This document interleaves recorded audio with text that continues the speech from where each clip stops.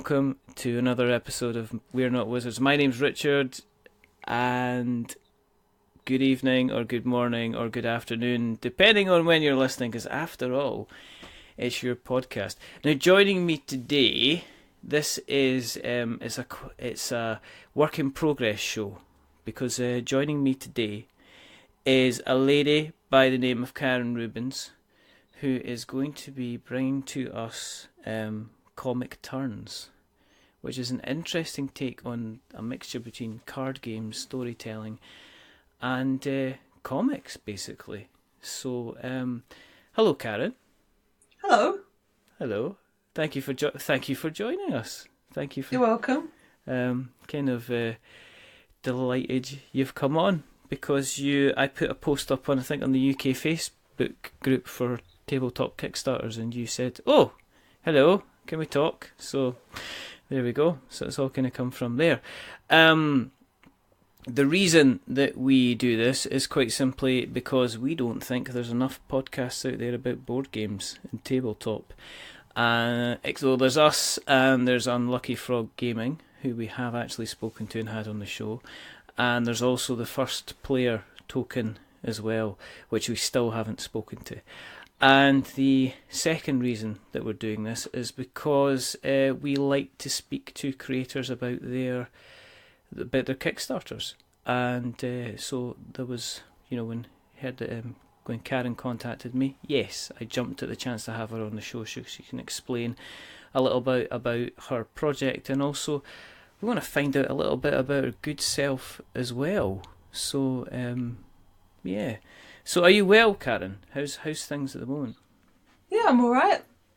I'm in the pre-Kickstarter panic mode. Launching on Wednesday, so that's all the kind of is that like frantically doing things and then needing to fall asleep.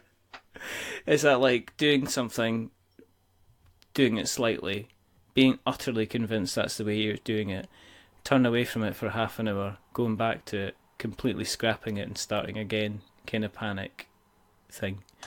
No, it hasn't quite got to that stage, except with the image for the Kickstarter, which every time I change it, I look at it and think, I'm going to change that again. It's like perfectionism. How many times have you changed it now? I made about 4 final versions before I put one up. All right. And now it's up, I want to change it. You just got to leave it alone, though. I probably will leave it alone, because I know what I'm like with things like that I have to get to a point where I just stop fiddling with it and leave it. Because no one notices. You're the only person that notices. Yeah, but everyone else is like, it's fine. But if you don't make it so you're happy with it, then you'll get halfway through the campaign and you'll just say, like, there's only one thing to do, is to completely shut down the campaign and start again at a later date if I'm not happy with my image that I've done. I don't think I'm at that point. I haven't quite reached those levels of deranged kind of changing things yet. Don't worry, there's time. Yeah, there's still time. Yeah, still plenty of time. One of the things we like to do on We're Not Wizards is we like to find out a little bit of history about our guests on the show, because we like to have a little, I guess a little peek back into the prologue of the past before we have a look into the frame of the present, before we dash off in the to be continued of the future. So I'd like to find out a little bit about your history. You mean, what's kind of inspired the project? I mean, and your relationship with kind of like tabletop games, card games, and things like that as well. I mean, are you an avid player yourself? What's your kind of your background? I do play games, tabletop games, quite a lot. Mm-hmm. I'm not sure if I'd call myself avid. I'm quite an avid role player. I do a lot of role playing games. All right, okay. Tabletop and online and all kinds of things. And I play board games with some friends. We do that quite often. Yeah. Try out new things. Bring out old favourites. What was the first kind of game, kind of role playing stuff that you were playing? Were you like a Dungeons and Dragons type person, or were you kind of into other things? I think the first role playing game I did was on Yahoo Chat. Oh, right, okay. back in the day when there was like role playing rooms, and so you could go on with your screen name and just make up your character and go in there and just sort of free form role play with things. Yeah. And it was only after that I got into doing tabletop. Yeah. And the first game I played, pencil and paper role play, was Vampire the Masquerade. Oh right, yeah. And that's still my favourite kind of one of those games to play. Play it with my partner a lot. We do play Vampire quite often. All right, okay. Do you ever kind of get the notion to kind of maybe dress up, put on the dark costumes and the pale kind of makeup and... Well, in my youth, I did sometimes dress up a little bit in a kind of slightly gothic way. Okay. One might say. Okay. So I'm a kind of an ex of the dressing up box. You kind of recovered. Yeah, I'm pretty much recovered. Although I'm very tempted by the idea of LARPing. All right. But haven't plucked up the courage to do any of that yet. No? What kind of stuff? No. What kind of stuff would you do in the LARPing thing? Would that be? I don't know anything. I just kind of like the idea of just dressing up and going to the woods or being a character. I'm pretty sure I've heard of people kind of doing Vampire Masquerade, but actually dressing up as kind of like the whole vampire thing, and kind of maybe,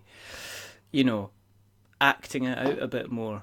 Yeah, they did do a LARP version of Vampire the Masquerade, and I can't remember what it's called. Something like Theatre of Blood, or wasn't that? Something like that. Yeah. And it had cards. You had to use cards to resolve conflicts and things. Yeah, but I've never played it. I don't know if Tracy from Chaos Cards was going about that. I think she maybe took part in the kind of the Vampire Masquerade type thing. We'll need to check. We'll need to kind of find out. Did that? So were you kind of constantly kind of on and off kind of playing the role playing games then? Was that kind of your bag over kind of bringing the kind of the cardboard to the table? It's not so much on and off doing role play as kind of constantly doing it forever. But the sort of tabletop board gaming probably started getting into have everybody's gateway drug, which was Carcassonne. Yeah. Played that, and then got into other kind of what I like to call nerdy games, but in a very respectful way. The other kinds of tabletop games, and we play various ones like Alien Frontiers and things like that. All right, okay. Not like super, super heavy ones. Yeah. Just like not your heavy Euros, but something you could kind of like put to the table, everybody could have a quick time and you weren't spending like, not like a Twilight Imperium type setup where you were there for a good kind of like day and a half kind of playing the whole game. Yeah, I think the longest one I played was Arkham Horror, and oh yeah, we ended up playing a game of that for hours and hours, and then didn't finish it and had to leave it, and then never wanted to go back and finish playing it, so it just kind of went away. It was just like, should we try and play that again and finish it off? No, let's just not do that. Let's just leave it in the cupboard where we left it. Or if you just... If you can't finish it in an evening, then it's too long, as far as I'm concerned. I think you kind of need to be dedicated at these things. You do get some people that play, like, as I say, Twilight Imperium, but there's also games like Eclipse, which are like 11-hour kind of games, and it's like, I can't imagine not getting bored and just kind of like walking away from the table and then going down the hall and then grabbing my jacket and just going out the front door and just keeping on going, because that being that committed to a game's just it's just maybe I've got very kind of low attention span sometimes, so the thought of having that length of concentration and then kind of applying that and for any length of time is just, I think it's a little bit kind of alien to me. It's almost like having a job, isn't it? Like if you had to spend that long in a game. Yeah, it's kind of like that, and then you feel you'd be looking forward to lunch hour, and then you're kind of... Yeah, and it's like, I suppose there's some people that love it. I know that a couple of folk we've spoken to before, I mean, I think Frank West, he loves Eclipse. with every fibre of his being, and just, I think they're releasing a new edition and he can't wait to play it again. I hear a lot of people that own Twilight Imperium though, but when you ask them if they've played it, they're like, well, not yet. I've just got to wait to get the right day and the right number of people as well, because it's not just you. It's like asking about 3 or 4 other people to commit to giving you like half a day of their lives, which I don't know how many folk would be like that. Yeah, I mean, that's one of the great things about how gaming has expanded, though, is that there's so much room for so many different types of games. Yeah. From like the kind of party games that you can kind of get anyone to play, to these kind of really intense strategy games and all kinds of things. So it covers so many different things. It's really fun. You're a comic artist type designer person as well. Yes, that's right. How long have you been doing that, and how did you kind of get into that then? I've been doing comics for quite a long time, since about 2000. So I guess that's 18 years. See, I was looking at that. I was looking at your Kickstarter page, and you said you've been doing comics since the turn of the century, and I was like, yeah, she's almost 120. Not that century. Exactly. That's what I was like. That. Then I realised it. Then I went, "Oh no, it's year 2000." And I went, "Okay." And then I was like, "But that's still like 17, 18 years." I'm still in that mindset when somebody says it's like, when somebody says it's 2000, I'm thinking, "Oh yeah, 8 years ago. Yeah, that's fine." I know. I don't even. It's just. And it's the same in 1990 as well. Somebody says, "Oh, do you remember the 90s?" It's like, "Yeah, but remember them like they were." Remember them like they were 18 years ago, and then somebody says, "Nah, 28 years ago."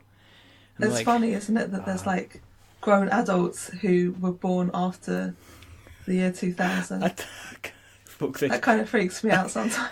People that's kind of like, I can vote now. It's like, no, you can't. You're not allowed to.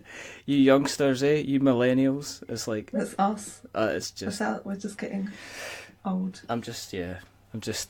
I am, because I'm looking at it, I'm going, I'm still young, look at me, I'm down with the kids, and it's like, no, I've got I'm friends with people I could technically be their parents that I play board games with. It's not like, that's not sitting there and going, right, okay, that's it, I'm going to take this resource, and then I'll tell you what, you can sit up straight, you can sort out your jumper, and you better make sure you eat something healthy, because I'm seeing you sitting there eating a fish supper. That's ridiculous. You eat something healthy and stop drinking too much juice. And then I'm like, I'm sorry. You should just let you get on with your game. But how did you get into the kind of the comics? Was that something that kind of started off as a hobby and then became something that you did? You got kind of more involved in. How did that kind of come about? Yeah, I mean, comics was something I was always really interested in as a kid, and I went to do art foundation course. Yeah. And an illustration degree. And whilst I was doing my degree, I had a friend who had an older brother who had just finished uni and got a job in computer science, and so therefore had loads of spare income, and he bought loads and loads of comics. Yeah. So I started reading all these different comics and thinking, wow, I could actually make my own comics as part of this course. So I started making comics then whilst I was at uni, and then just kept making them afterwards. And at first it was on the side, and then much, much later, after many adventures, at one point I went completely freelance and went self-employed. I want to hear... Which was about 4 years ago. But you said adventures, so what are these adventures? You can't just say, after many adventures, and then just leave it and then move on. What are the adventures? Yeah, what are the adventures? What are the adventures? Well, whilst I was making comics, I was also a librarian. So I had all the fun of working my way up through the library ranks and becoming a librarian, and making a graphic novel collection in the libraries. And kind of getting my bosses to give me money to spend on comic books, and running comic book related events and things like that. And I also at one point there was a vacancy for a comics art resident at the V&A, which I applied for, and I got this residency. And I was at the V&A for 6 months in a little studio, and they're just like, go and make work based on our collections and then do public engagement events, open studios, workshops and things like that. So that was quite a big adventure. That's amazing. Lots of fun. That's so cool. So were you able to, I mean, if we step back a bit, seeing the library stuff, did you kind of target the mainstream kind of, because trade paperbacks seem to really kind of hit their stride, you know. I remember them being in the 90s, discovering kind of trade paperbacks and having collections of, lots and lots of collections of Batman, because it was Batman daft when I was young. And I've recently became Batman daft again. But I thought you were going to say you recently became Batman. I was going to say that's a bit of a leap. Exactly. I'm gonna go on about. I go up to old women, try to cross the street, and go, "Can I help you?" You know? No, I just couldn't. I can't run that fast. I'm too old now. The robbers would be heading down the road and be, "I'm trying to keep up." That kind of thing. You'd have your bat gym. I'd have to have a bat gym. I'd need like a bat kind of motorised, one of those motorised scooter things. Oh yeah. Nah, I'm coming after you. But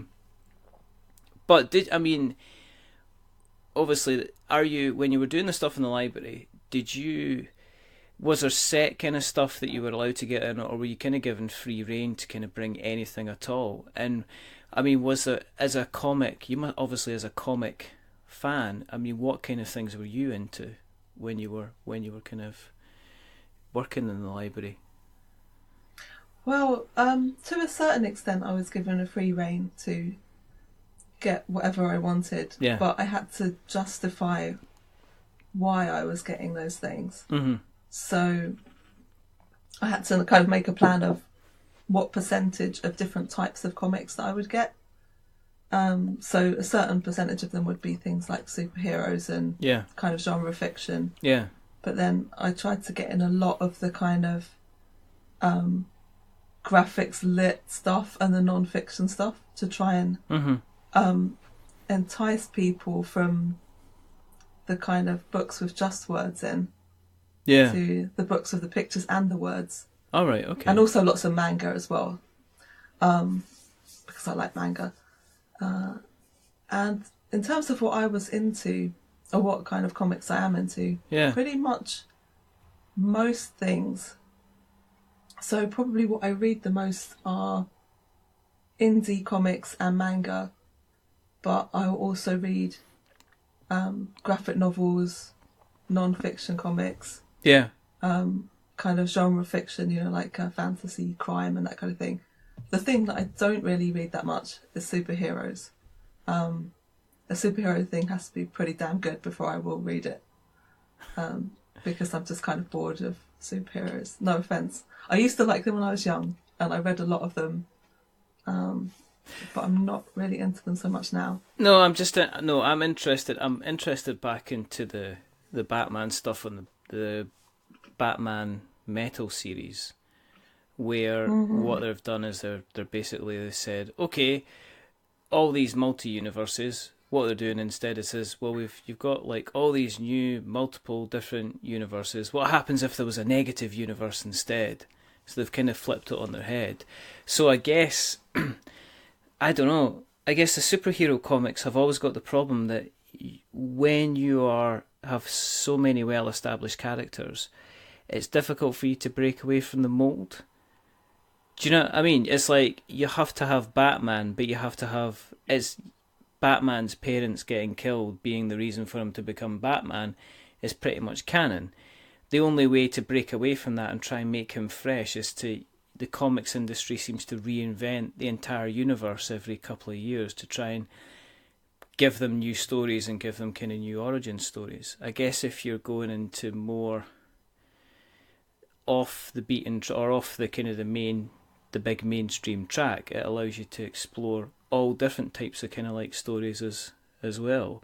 With it, I mean, yeah, because with superhero comics, you're working from someone else's creation, yeah, and that character has certain ways it has to be because it's like a corporate asset basically. yeah, and if you're given someone else's character that countless people have written for like decades, what new things can you bring to the table?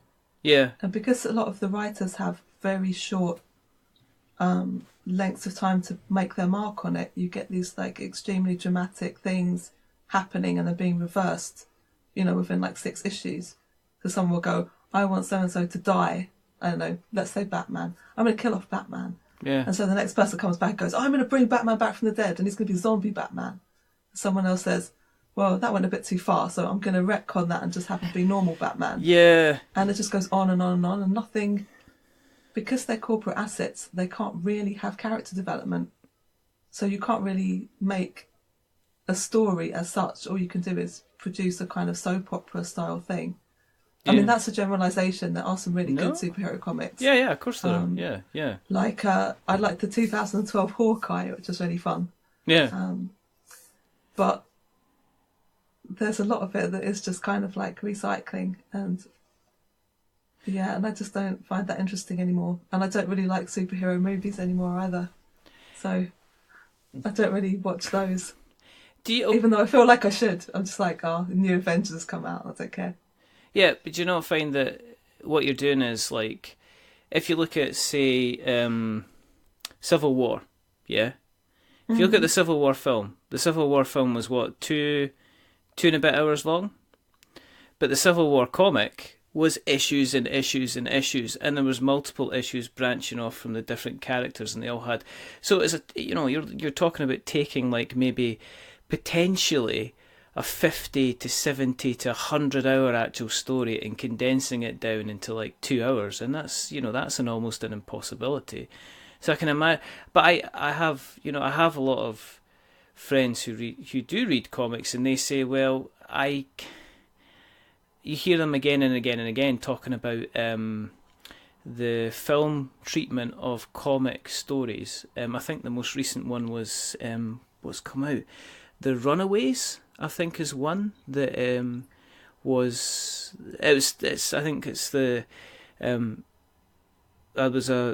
on the recent one on a podcast I listened to. They were talking about how it's been made into kind of like a TV series, but they've completely changed some of the way some of the characters work, and people are either thinking, well, this is good because I can visualize it, or they're thinking this is terrible because you've actually ripped out a really, really good characters, some really, really good backstory.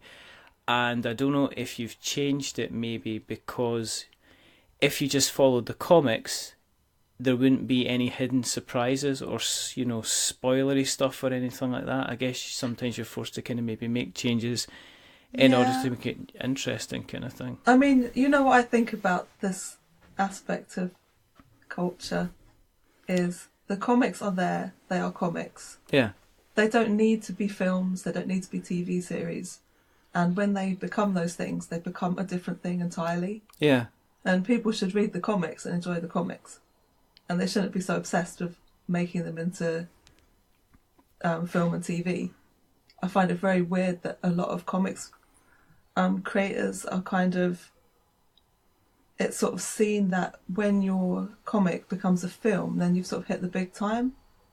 Which is weird because the whole thing you should be wanting to do is make the comics and read the comics. So I find it quite a weird scenario that the comic's only worthwhile or mainstream or big if it's become a film.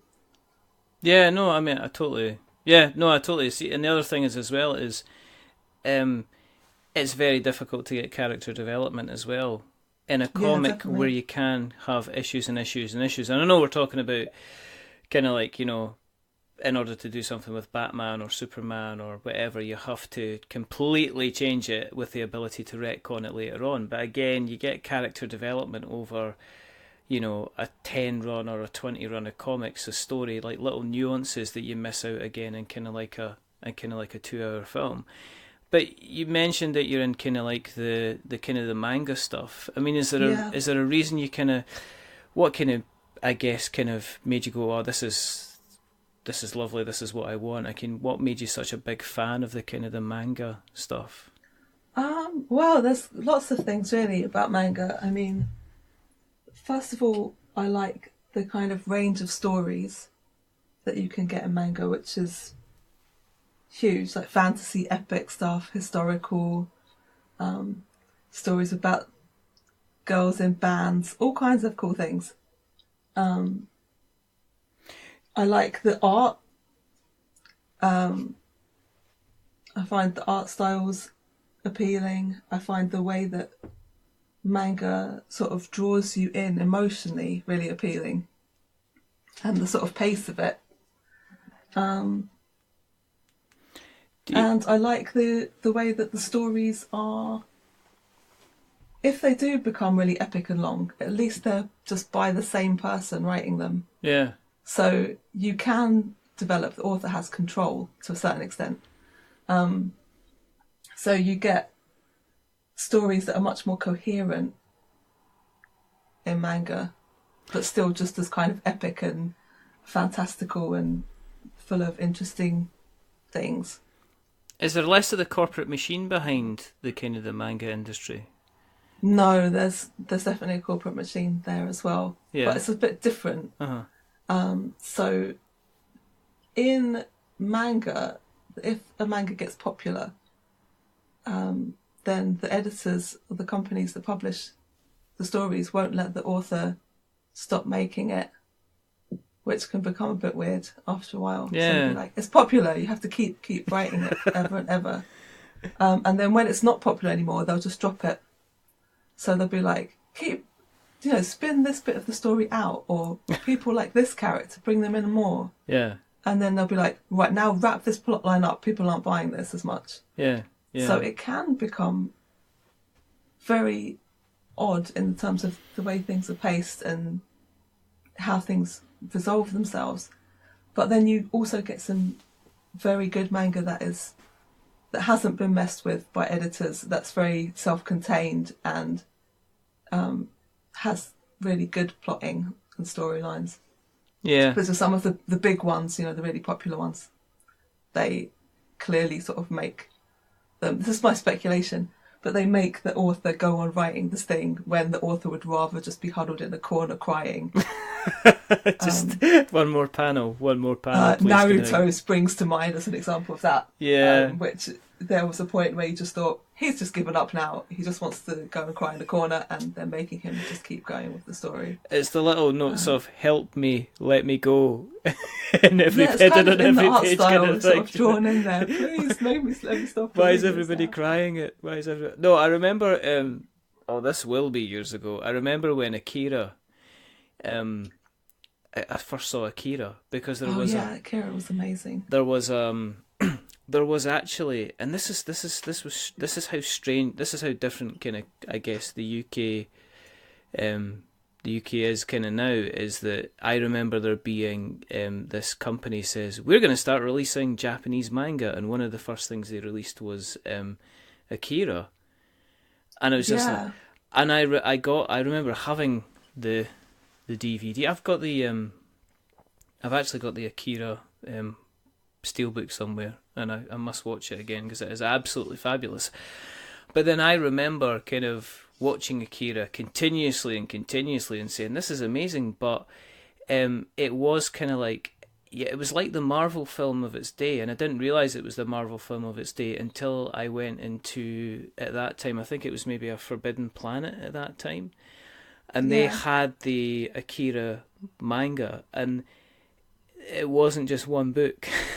I was looking at a shelf of Akira volumes of Akira, and what I didn't realise was that at the time it was telling the backstory of, characters that you maybe see in the film for like about 30 or 40 seconds, like one of the there's just characters all the way through that seem to have much more bigger kind of expanded plots, and I went, this is strange, this is actually a thing, and it kind of, put me down that kind of rabbit hole for a bit. But I mean, is there stuff that you're reading at the I mean, okay, what's the if you're talking about manga, if somebody says, okay, pick 5 manga that you can have on your shelf right now, is there any stories that you still love, that you still, really treasure, that you've really enjoyed reading?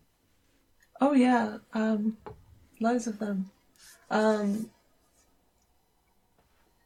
the moment I'm reading one which I really like, but it's quite obscure. I'm not saying that to sound cool.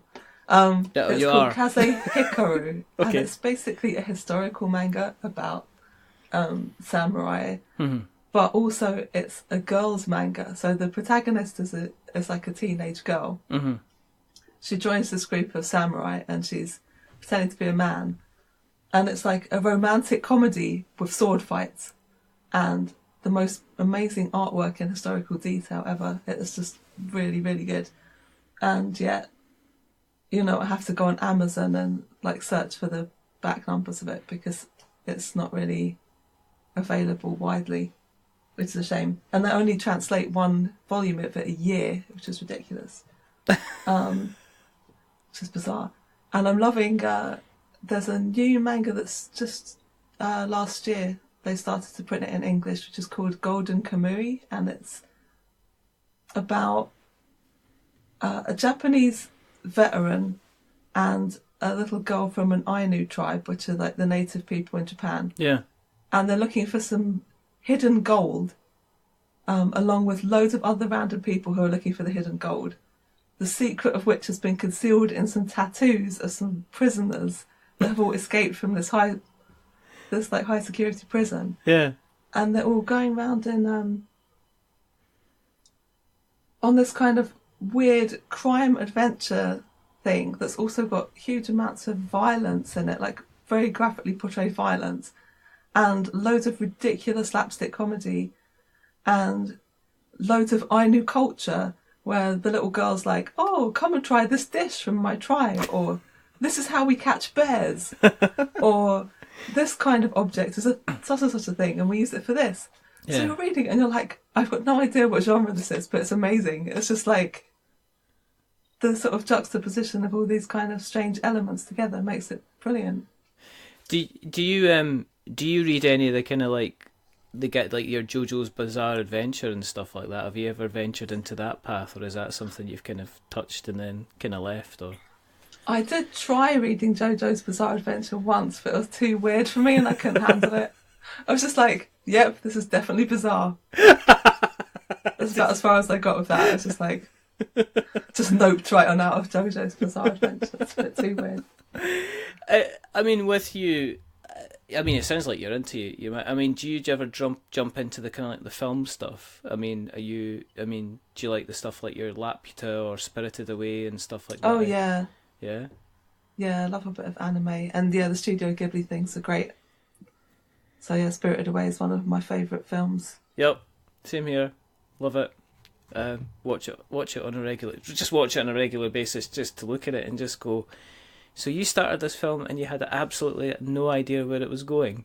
Because that's the kind of, that's the story that I've heard, is that when Spirited Away was started, there wasn't really they had a kind of an idea of where it was going, but they really hadn't kind of gone to massive kind of storyboarding kind of depths on it. But nah, I've always tried to get the kids have watched they've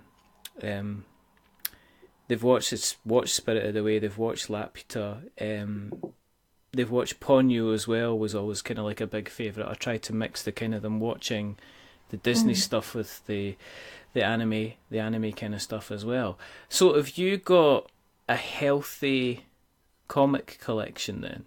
I mean, is it kind of like, is it like what you would see in a normal kind of board game collection when you see a lot of people sitting in front of their videos and they've just got shelves and shelves of kind of board games? Do you have shelves and shelves of comics?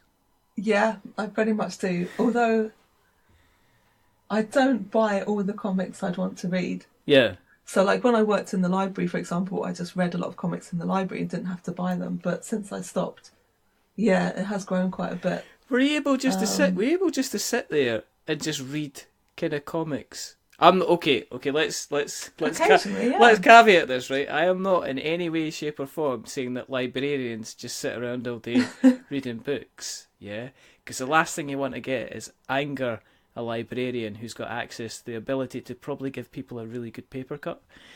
But you must have got a chance to kind of like sit down when it was quiet and just like, I'll just go through this. I'll just go through that. Well, yeah. If you were like for example, if you were on the counter and there weren't any customers around, but you had to stay there, then you would read some books. But also the good thing about libraries is you can borrow the books and take them home, so you don't have to read them at work. Exactly. It's not like I'm just reading it on my lunch break. It's like, I'm just going to take this out. Let me just take this out.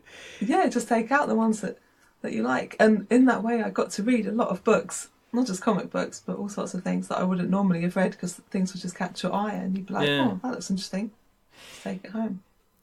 Did you kind of have an open mind when you were reading kind of comics then? Were you quite willing to just kind of jump in and try anything just to see what it was kind of like, to see if it kind of grabbed you?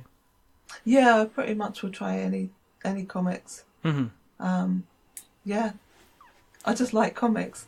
If something's in a comic, then I'm way more likely to read it than if it was in any other kind of medium. So, like, if someone gave me a comic and it was a rom-com, then I'd probably read it, whereas there's no way I'd watch a film of a rom-com or read a chick lit book or something like that. But if it was in a comic, I'd read it, because it's a comic. So, yeah, I mean, just the whole thing about reading comics is the experience of doing it is something that I really love. So I will just pretty much read any comics that I come across. I mean, although you have to be slightly more discerning when you're trying to choose which ones to take home with you if you have to buy them. But yeah, if I get the chance to read other people's comics or anything, then it's all good. Have you got a holy grail? Is there like a comic you'd like to own, or is there a comic that you have which you're like, yep, check this out? Because I've seen the issue that Spider-Man was introduced, which is something I can't remember if it was called Amazing Stories. I should remember it because I went ahead and I painted a mural of the cover of the first Spider-Man comic on a client's wall. But cool. It's exactly the same picture as the front cover of the first Batman one. It is basically Spider-Man swinging with a guy under his arm. It just looks exactly the same. There's no change to it whatsoever. So I saw that and I was like, wow. And he says, well, how much is this worth? And he says, it's X amount of money. And it was kind of like, what do you call it, slabbed. Yeah, I think that's right. I think that's maybe the word. It's fixed between two bits of perspex and they grade it. So they do the worst. Okay. They do the worst thing you can to a comic book, which is they stick it in a protective shell and you're not allowed to read it. Stop people reading it. Do you know what I used to do? Cover comics people are going to hate this. Yeah. Whenever I got a comic that was in one of those Mylar bags, I'd throw the bag away. Really? Yeah. I'm like, I don't want to read this to preserve it. I want to read it and experience it. And enjoy it. Sod the bag, I'm throwing it. It's in the way. It's getting in the bin. So is there kind of like is there like the Karen Rubins Ark of the Covenant kind of thing where you would go, oh, look, that's amazing. Oh, is there one of those comics? And if there is, do you have it? I don't know. Probably not, actually. I prefer thinking of them as things to read rather than sort of fetishizing them as objects. Oh, right, okay. If you know what I mean. Yeah. But if there had to be one, it would probably be the original ElfQuest books, which I was really into ElfQuest when I was a kid. Yeah. It's amazing. And I've got some of the old ElfQuest books. Yeah. So they're probably my biggest fetish of comics I own, would be them. Like if there was something I was going to take out and stroke, for example. Yeah. Yeah. Okay. So you're in the V&A, which must have been brilliant. You must have skipped to work every day. A big smile on your face. It's like, where are you going, Karen? It's Monday morning. I'm off to work. Yay! Yeah, it was pretty good, actually. It was a bit like being in a kind of a dream world. You were just like, wow, am I really here? This was cool. So that was great. And did you end up having, was it almost like having a comic collection away from home kind of thing? Well, there was a comics library there, and I did go there and read graphic novels. Yeah. But I didn't spend all the time in there reading graphic novels because I wanted to experience everything. Yeah. So I spent a lot of time just wandering around looking at stuff. Sorry, I was going to say, were you there long? Sorry. Were you there long? I was there for 6 months. Wow. Which seems like a long time, but actually it went by really, really quickly. It was very easy to get distracted by things. Yeah. And I kind of felt at the end, like, where did all the time go? You know, I could have spent longer there, definitely. But it was really brilliant. So, I mean, how'd you go around from... I take it, has the drawing always been something you've been doing as well, alongside it? Have you always been kind of like sketching away at the same time? Yeah. And kind of when did you get to the point where you're like thinking, actually, I can pretty much do this kind of full time? I mean, what made you kind of decide that actually let's try and make a go of this, let's try and make an actual job out of this? Well, it was... Obviously, I was thinking about it for quite a while. Like, I wonder if I went freelance, could I make a career out of it, blah, blah, blah. But then the real sort of tipping point was when it got to the point in libraries where everyone was being made redundant, and they'd basically every year they would have a round of making people redundant and making you do more work for less money, which was like the thing that would happen every year. And at one point it got to the stage where the librarian job, they were going to reduce the number of librarians, and it was just going to be you're in an office and you weren't actually in the libraries. And I thought, I don't really want to do that, just sitting in an office all day. So I decided to get made redundant instead, and then I had a little buffer zone of, redundancy, so that I could, if I didn't get any work, then I could survive for a bit. Yeah, yeah. Which was useful. Was that kind of like a bit of a scary time, because you had to take something that was, I would have guessed, something that you were doing for a bit of, for enjoyment and fun, and make it into like a semi-business? Well,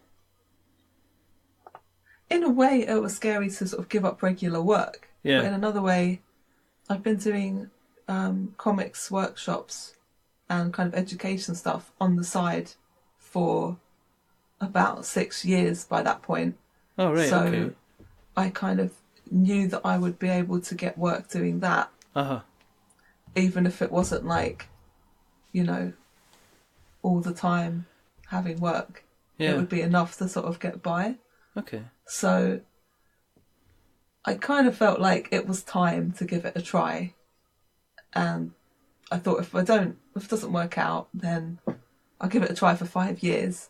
Yeah. And if I don't get anywhere, then I'll just get another job. So. And how's it going so far for you then? How's it working out? Is it because you're obviously still doing it, so I'm guessing that things are going relatively well? Yeah, it's been pretty good. I'm still doing a lot of education stuff. Yeah. Doing comics. I've been doing some for the Phoenix, which is children's comic. Yeah. I did a series there called Shivers, where I drew the art and Daniel Hartwell wrote them. Yeah. And then we're going to start doing something new for them soon as well. So there's things in the works. And also you get kind of random commissions from people to do comics about different kinds of things or illustrations. And recently I had one from the LSE, the London School of Economics. Oh, cool. Okay. To do a comic strip based on a paper about ethnography. All right, okay. By one of their professors called Alpa Shah. So I did this comic about ethnography, what it is and what things happen based on her paper, which was kind of a fun, interesting thing to do. That's really kind of, really kind of cool. Is it Is it difficult to get your name out there? Or is it very much word of mouth? Do you get a lot of referrals and recommendations from other people? Or do you find you spend quite a lot of time just putting yourself out there, kind of letting people, sending people, examples in your portfolio and stuff like that? Or have you been good at kind of like networking? It's kind of a mix of those things. Yeah. I do get a lot of workshops and things by word of mouth from people, and also from my website, because I think it's quite, if you type in manga workshops, it's one of the first things that comes up. Wow. So, which is quite good. So people can find me on there. But yeah, I have to do all the things that people don't really like, which is all the kind of, putting yourself out there and networking and doing all those kind of things. Yeah, because is it quite a competitive industry? Yeah, extremely competitive. I mean, I would love to get more work doing comics than I get now. Yeah. But there are people that manage to be working on comics constantly, doing things, which is good. Yeah. But yeah, it's very competitive because it's one of those industries that there's loads of people that want to work in it. Yeah. And loads of people are really good at making comics, who just, you can get passed over for all kinds of reasons, like your work doesn't fit the prevailing style of the day, or all kinds of things. So yeah, it's pretty competitive. Do you have to be quite adaptive then in how you approach things? I mean, in the portfolio that you've got several kind of styles on the website that you're showing. Yeah. Do you have to be kind of adapted? Do you have to end up kind of drawing stuff that normally you would kind of like be, well, I'm not really feeling this, but I have to kind of do it in order to, I guess, kind of get the commission or do the job? Or do you take a firm stand and say, listen, if I'm not enjoying it, I'm not, I don't really, really want to kind of do it? I don't think I get enough work to turn things down because I'm not enjoying them. Yeah. But, yeah, I kind of work in different styles because that's just the way that I work. Uh-huh, okay.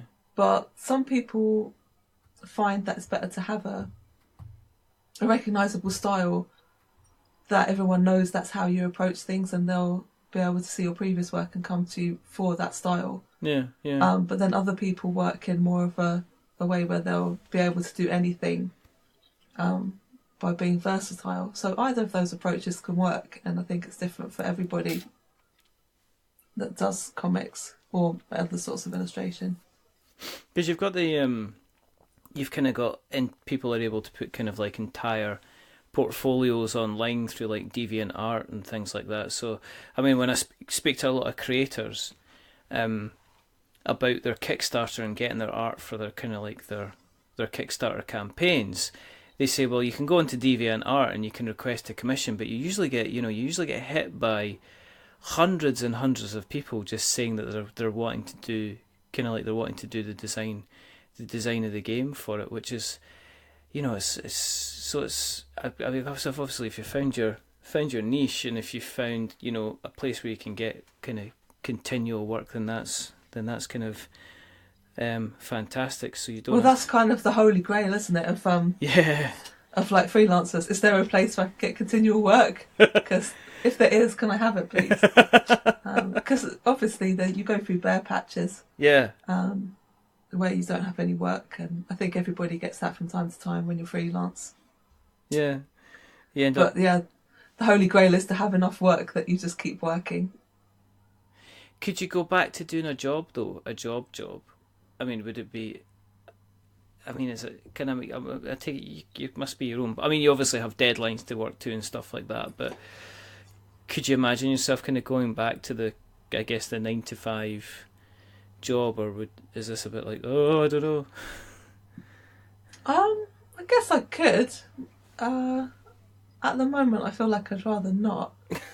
But sometimes I have those periods of time where you kind of fantasize about how great it would be to have a regular job. Yeah.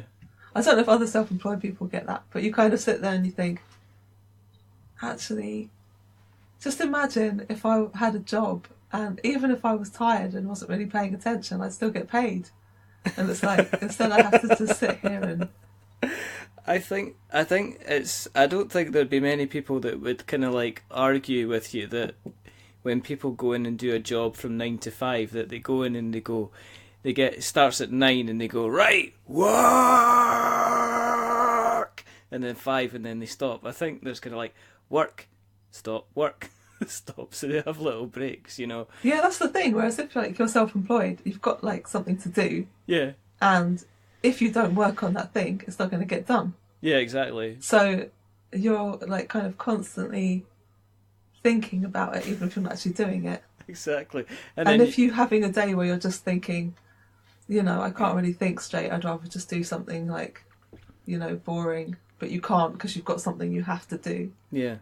Then if you were on a 9 to 5 job, you could just like sort of, you know, do your sort of half brain thing and someone would still pay you money.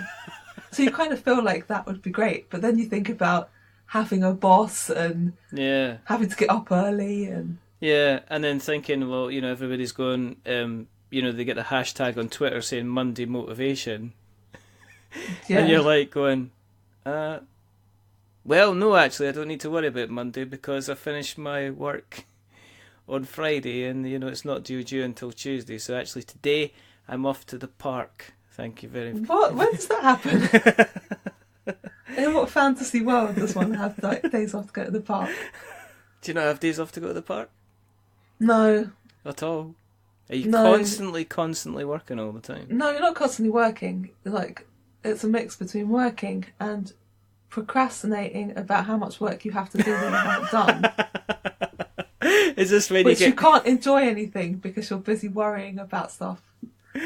Is this when you get to the point where you put together like a spreadsheet to say, right, okay, I'm going to be really motivated. I'm going to put together a things to do list, and then I'm going to reference it with a spreadsheet so I know exactly what I should be doing at this time. And then you spend 3 days putting that spreadsheet together and then having to fit like 56 hours worth of work into 5 hours. Well, it's funny you should mention that because that's pretty much what I did for the Kickstarter campaign. I was like, I've got all these things to do and I need a chart so that I know what I have to do, in what order I have to do the things. Yeah. You know, what relies on what. And what I'm going to do is make a Gantt chart, which is like a project management chart. And so I made one. It didn't take like 3 days, which was good. 2.5. But then after I looked at it, I was like, holy shit, I have so much to do. Am I allowed to swear on it? No, too late. No, you're not. It's too late. Holy poop, I have so much to do. It's alright. So you fucked up. So I was like, I'm glad I made this chart because if I hadn't made it, then I would have just been really overwhelmed by all those things. But I think having made it at least helped me visualise what things there were to do. So let's talk about comic turns. Yes. We're like 56 minutes in. We haven't spoken. Oh, that's okay.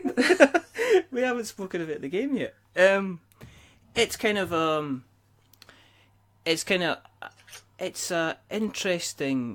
an interesting imagination-y type storytelling.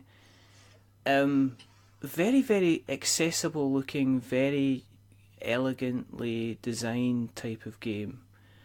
Thank you. And from what I can see, it's about storytelling, and it's interestingly enough, it's about taking frames from a comic strip and you placing them down into an order in order to produce a story. And there doesn't seem to be any written language on it. It all seems to be visually referenced, so it allows people from... I'd say you could have really young kids playing it because they've got like little pictures, to people that would maybe... who can't even, English is a second language to them, so it can be quite inclusive and stuff like that as well. Yeah, absolutely. I mean, the original way I had it did have words, and I took them all out because I wanted it to be inclusive to, first of all, people who spoke different languages, people who are learning, for example, like English as a second language people. Yeah. for people with low literacy or learning difficulties or any kind of thing that would make reading and writing kind of make the game less accessible. So all the words have been taken out, which also means that people can use this game in other countries without it needing to be translated as well. So is it a game system then? Because it's a game system, yeah. Because we had Bez on, and she's got the Wibble Plus Plus game. It's very similar to Bez's game in a way, in that it's like a tool of which you can produce many different games using it. Yeah. And I would consider it a game system, although I got told by Board Game Geek that it didn't count because it had rules in it. And I was like, even if the rules are optional, and they're like, yeah, it still won't count. So officially on there, it's not a game system, but it is. So the idea is there's games included in there that you can play. Yeah. But that you don't have to use those rules. You can make up your own versions of the game. You can make up your own things to do with the cards. Or you don't have to play with rules at all. You can just use it for getting inspiration or just exploring the idea of telling stories. Or even use it for kind of discussion points, with kids. So they can look at the cards and go, well, what's that character doing and why? And what does that mean? And let's talk about this thing that's happening here. So, yeah, it's definitely a system more than a game. Because it's, as I say, it's very It's, that sounds insulting. It's very simplistic in its design. Yeah. As in, it's the inking on it is like blue. It's like blue ink. So there's not multiple colours on it. It's just very simple blue. So it gives. It does remind me of the kind of the manga stuff that I've seen, just because of the colours. But I mean, the first thing that struck me is like this. It looks interesting because it's one of these open-ended things where games without rules or game systems without rules can usually it opens you up into how you want to interpret, how you kind of want to play it. How did you come up with the idea for the design? I mean, what made you think, right, I'm gonna design myself a card game. But it's gonna be not. It's gonna be this. It's gonna be based around kind of the ideas of comics as opposed to anything else.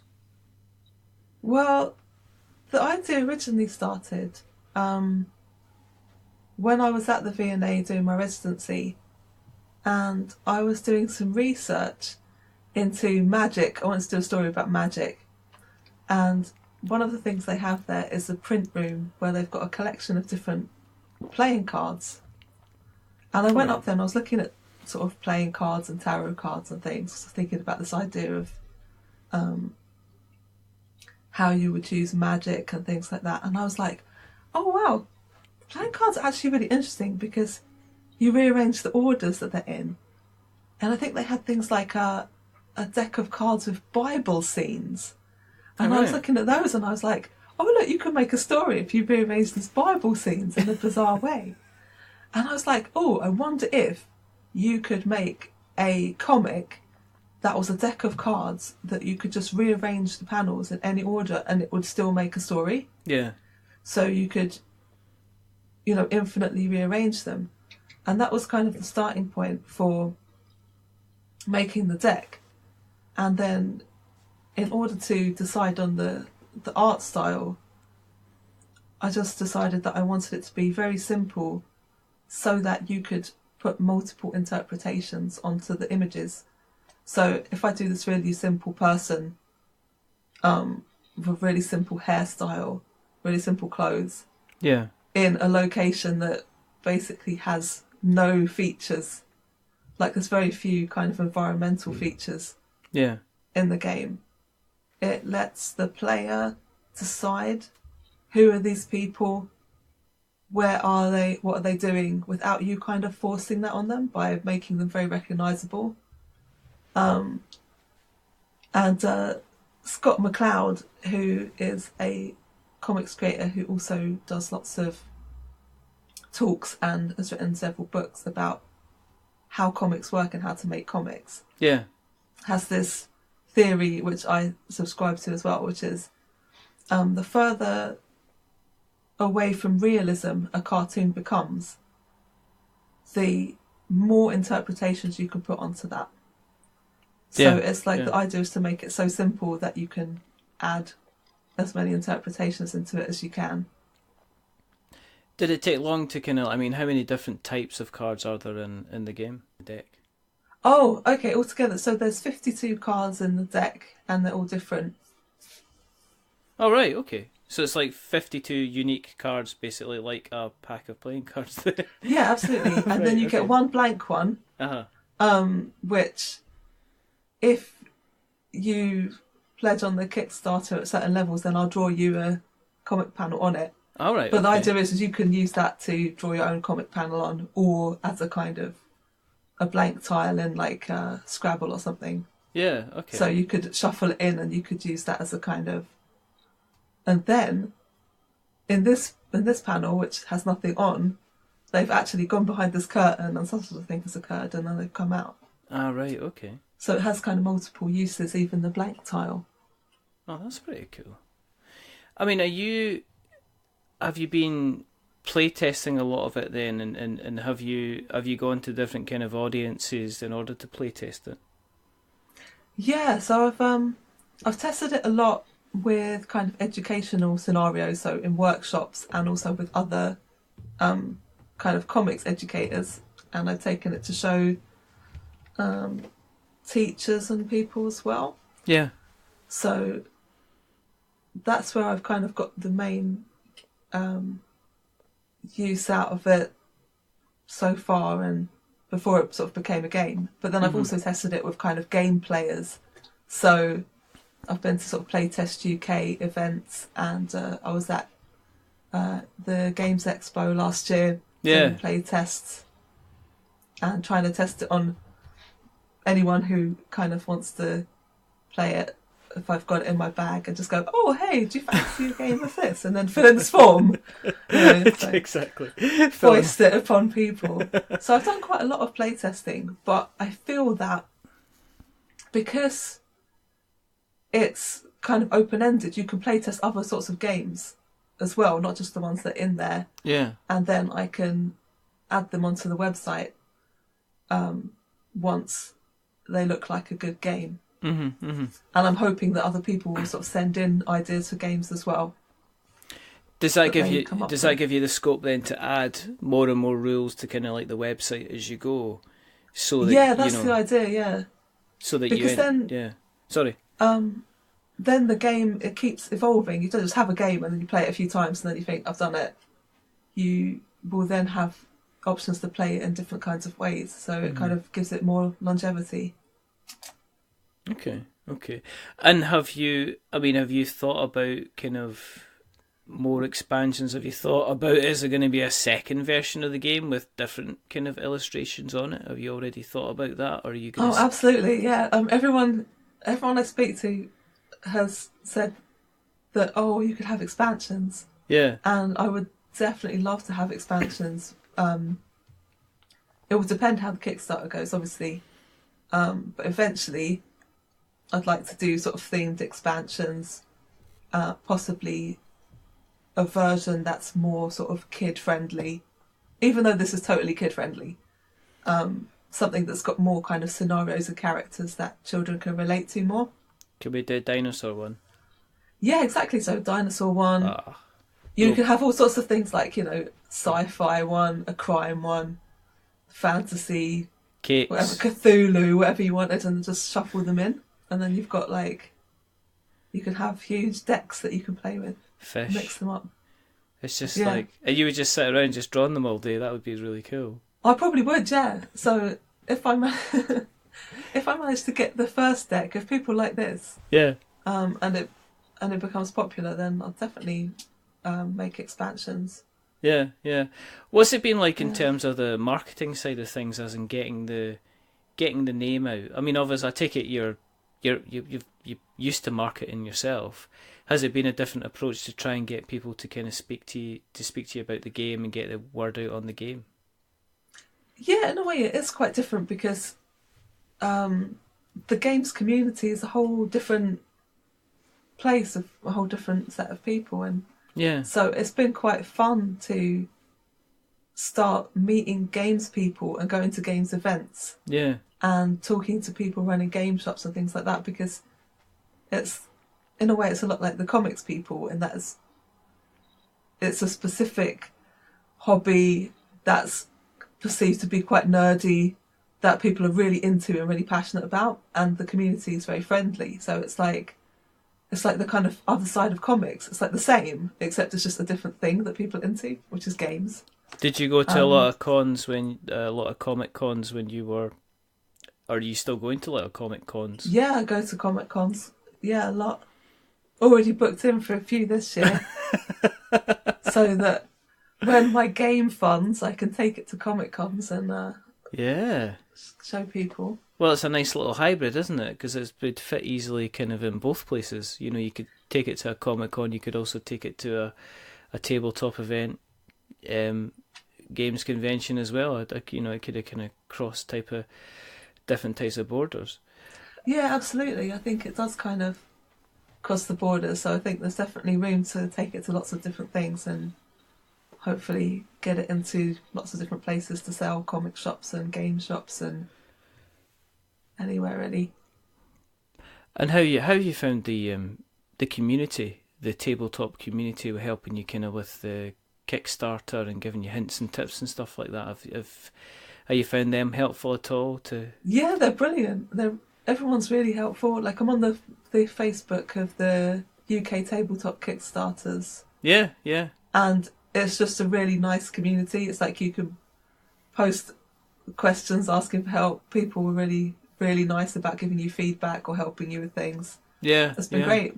Yeah, absolutely. And it's been really nice sort of meeting people face to face as well. And I've been to a few play testing events. I went to one at the beginning of January that Bez was running in Draft, which was quite cool. And everyone's really good about giving you sort of advice and like sort of seriously helping you play test things. They don't just sit there and go, "Oh yeah, I played it, it was fun." Like, people really get in there and help each other, which is really nice. And I've also really enjoyed play testing other people's games as well. It's just been really fun. Has it given you ideas to do more types of games? Has it given you ideas to think about, expanding into other stuff, or are you just kind of looking at expanding comic turns? I think for the time being, I'm probably looking at expanding comic turns. Yeah. It seems that making kind of proper tabletop games, as in not like this one, but ones with actual rules, seems to be like a really complex kind of thing, which is very interesting.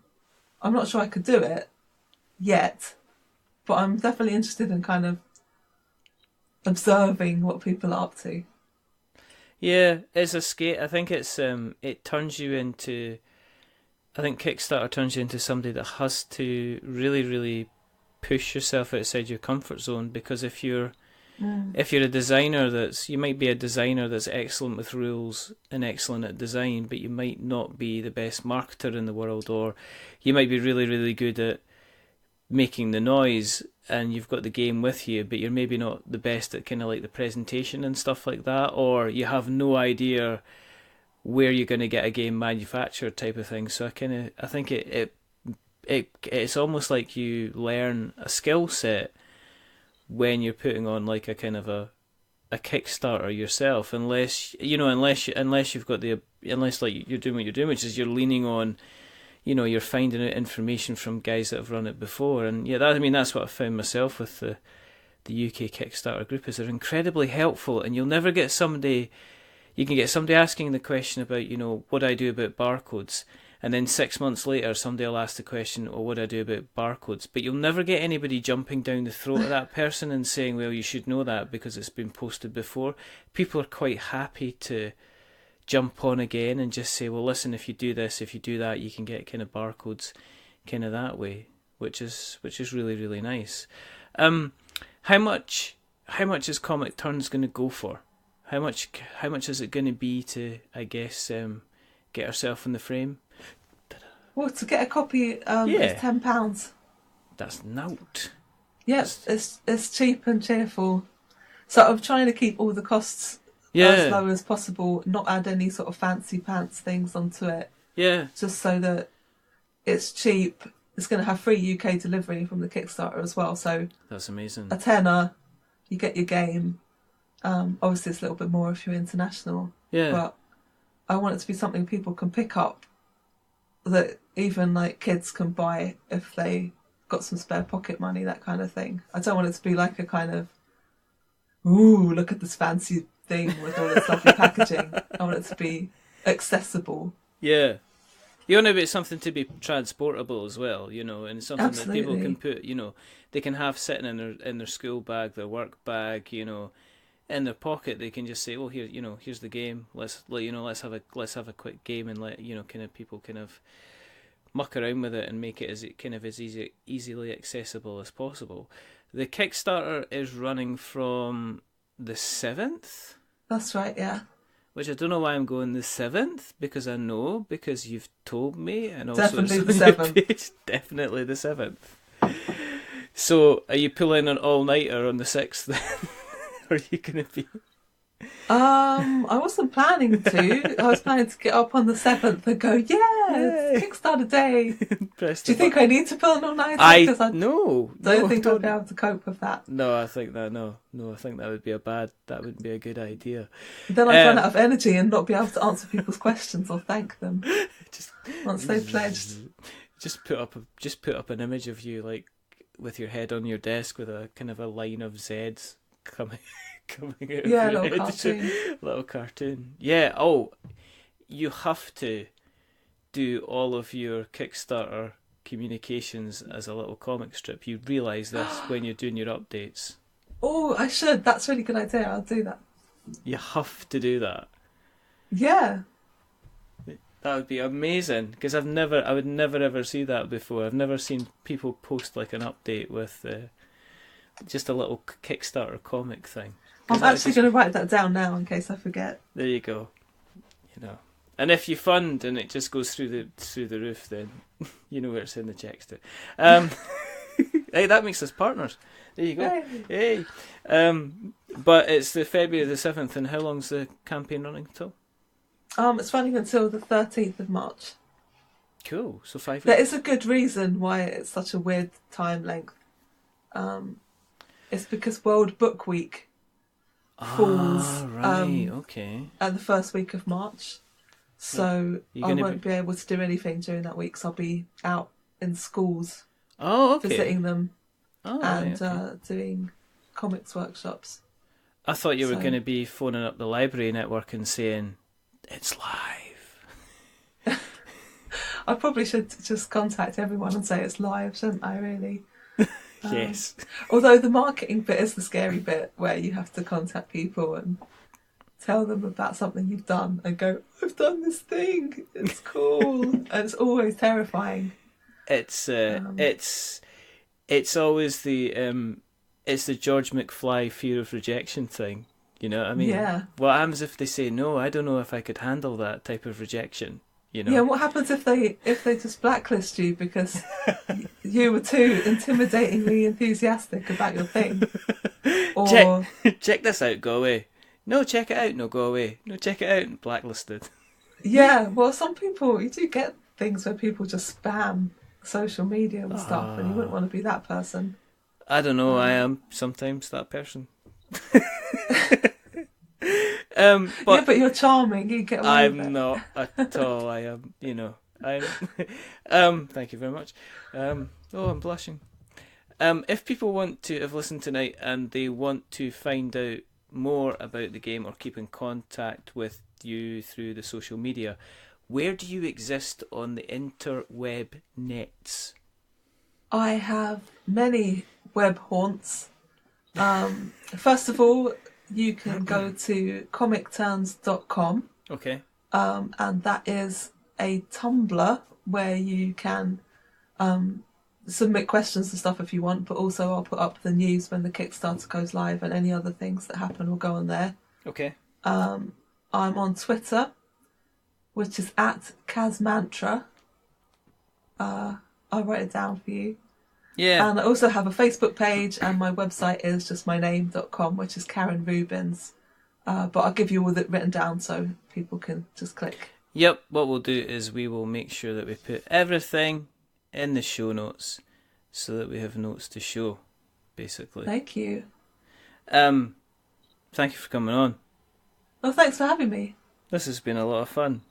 It's been fun. It has. Hopefully it'll also be fun for people to listen to it as well, and not just for us. I like fascinating stuff, and the whole comic thing just completely fascinates me, to be perfectly honest, so it's all very, very cool. If people want to keep an eye on what we're up to, then go to the Googles, type in We're Not Wizards, and you will find us on various places. You will find us on Twitter at We're Not Wizards. You will find us on Facebook at We're Not Wizards. You can email us, magic at We're Not Wizards. Yes, I'm aware of the irony. That's why I picked the email address. You can find us on YouTube. It's youtube.com/c/We're Not Wizards Tabletop Podcast. All of the episodes that we post end up on YouTube thanks to our wonderful podcast host, Podbean. You can find us on Instagram, where we put pictures up as well. You can find us on Stitcher and Spreaker and Acast and Podknife, and we haven't heard back from Spotify, so we're assuming that they've listened to the show and said no, but they still haven't told us, so we do live in hope with fingers crossed.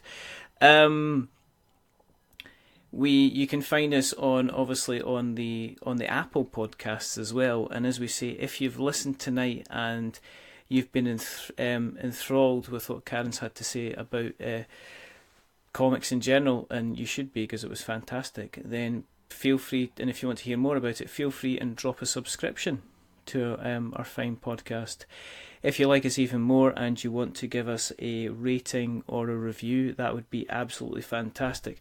If you are going to give us a rating or a review, remember, don't give us 10 stars, because that would make us big-headed, and don't give us 1, because that would make us cry.